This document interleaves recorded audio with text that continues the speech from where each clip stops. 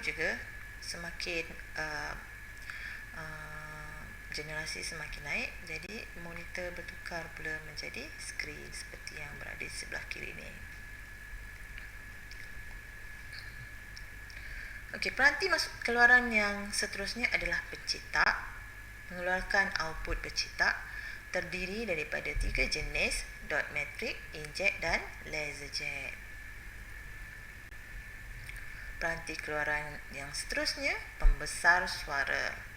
Okey, pembesar suara ni untuk mengeluarkan suara lah. Okey, mengeluarkan audio, sebenarnya mengeluarkan audio dari PC kita. Ada beberapa jenis: woofer, mid-range, tweeter dan super tweeter.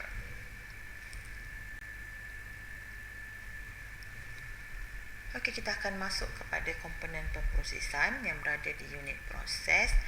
Saya harapkan para pelajar faham dengan penerangan saya sebelum ini. Sebelum saya masuk ke sebelum saya masuk ke pembelajaran yang seterusnya. Sekiranya para pelajar tidak faham, saya harap para pelajar boleh lihat semula video ini supaya para pelajar sekurang-kurangnya tahulah apa yang saya cuba sampaikan. Okey, di bawah komponen pemproses, proses yang berlaku adalah data yang diterima oleh komputer akan dihantar ke unit pemprosesan oleh unit input. Jadi di unit pemprosesan akan proses data tersebut menjadi maklumat. Di unit pemprosesan, komponen pemprosesannya adalah unit sistem. Unit sistem ni selalunya kita panggil dia sebagai CPU. Dia adalah kotak hitam yang berada selalunya di bawah kaki kita ataupun di atas meja, di bawah monitor. Okey. Unit sistem merupakan pusat kawalan utama dalam sistem komputer. Berfungsi untuk memproses data, bertindak seperti mesin yang berupaya menyimpan atau mengeluarkan hasil setelah data yang diterima diproses mengikut kehendak pelanggan. Ini yang saya cakap tadi. Unit sistem lebih dikenali dengan nama CPU.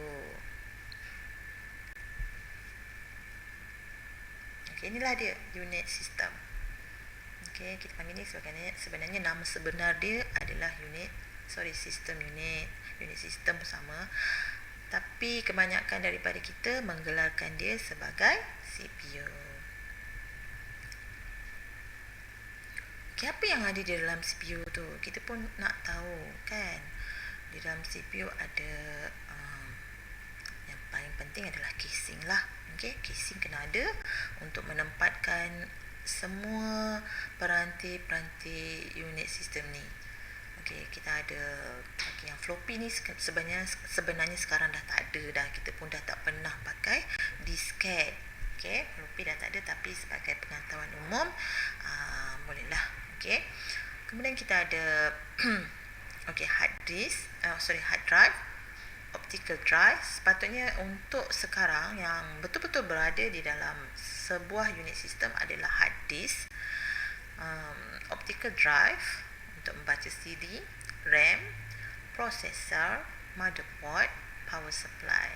Ini adalah kipas untuk menyejukkan unit sistem, dan ini adalah heatsink untuk menyejukkan prosesor.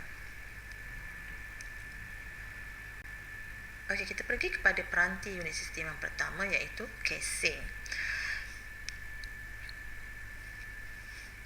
Casing ada dua jenis, casing desktop, casing tower. Okey. Untuk casing desktop selalunya diletakkan secara mendatar, boleh juga letak secara menegak, tapi fungsinya adalah untuk diletakkan secara mendatar. Ruangan di dalam casing tidak luas, suhu cepat panas dan ruang tidak mencukupi untuk menambah komponen lainnya. Manakala untuk casing tower diletakkan secara menegak, ruangan di dalam casing lebih luas, tidak cepat panas dan juga lebih mudah menambah komponen lainnya. Komponen lain ni maksudnya nak tambah adalah seperti hard disk, CD, DVD drive. Kita nak tambah untuk jadikan komputer kita tu mempunyai spek yang lebih tinggi. Peranti unit sistem yang seterusnya adalah motherboard. Motherboard adalah merupakan papan utama yang menghubungkan peranti-peranti sistem unit yang lain. Pada motherboard juga terdapat soket untuk prosesor, slot-slot untuk komponen seperti VGA card, sound card, internal modem dan lain-lain. Okey, kita pergi pula kepada peranti unit sistem yang ini. Ini kita panggil sebagai Central Processing Unit. Okey, inilah sebenarnya otak kepada komputer, di mana merupakan pusat pengendali komputer yang disokong oleh peranti unit sistem lain. Otak kepada komputer ni kalau mati, maknanya dah tak boleh guna dah semua peralatan dalam komputer. Sama macam kita manusia, kalau otak kita dah mati, yang lain mungkin boleh digerakkan, tapi tetap dikira tidak boleh lagi digunakan. Okey, yang ini soalan yang popular juga dalam final exam. Apakah itu otak kepada komputer? Jadi para pelajar dah tahu kan apa jawapannya. Kita lihat peranti unit sistem yang seterusnya, iaitu hard disk. Hard disk ni untuk kita simpan data dan arahan di dalam komputer secara kekal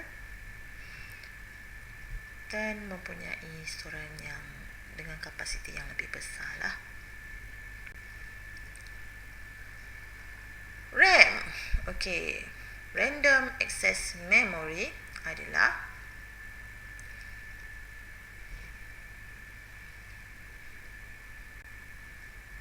berfungsi menyimpan berbagai data dan program. Data di dalam RAM bersifat sementara. Maksudnya bila kita tutup komputer tu, kerja yang kita lakukan kita tak sempat nak save, dia akan hilang. Ya. Tambahan RAM ke dalam komputer dapat mempercepatkan kelajuan komputer dan kapasiti untuk RAM adalah pelbagai. Sekarang dah ada 8 GB untuk RAM. Okey.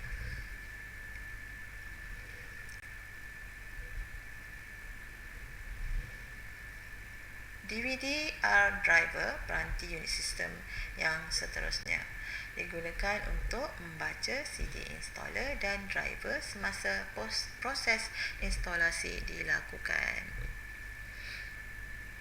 Okey.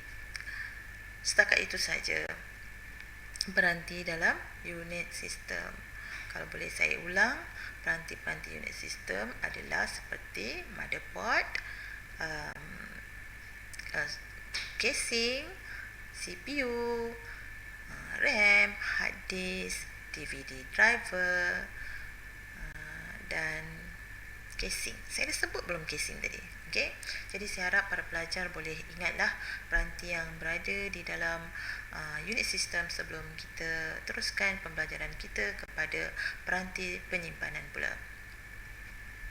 Okay, peranti penyimpanan ni adalah peranti yang digunakan untuk menyimpan memori ataupun maklumat yang kita nak gunalah, yang kita nak guna dan kita suruh komputer simpankan untuk kita. Okey, mari kita lihat storan penyimpanan, peranti penyimpanan. Storan di dalam sistem komputer terbahagi kepada dua, iaitu storan primer, memori, dan storan sekunder, storan sementara.